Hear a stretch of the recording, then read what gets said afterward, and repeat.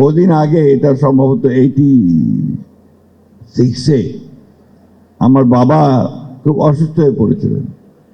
তাকে নিয়ে আমাকে আপনার দিল্লিতে স্কটে যেতে হয়েছিল, তার হৃদরোগ হয়েছিল। তো সেখানে চিকিৎসা করার পরে আমি সে বিখ্যাত চিকিৎসক অশোক শেঠ, তার সঙ্গে আমি কথা বলছিলাম।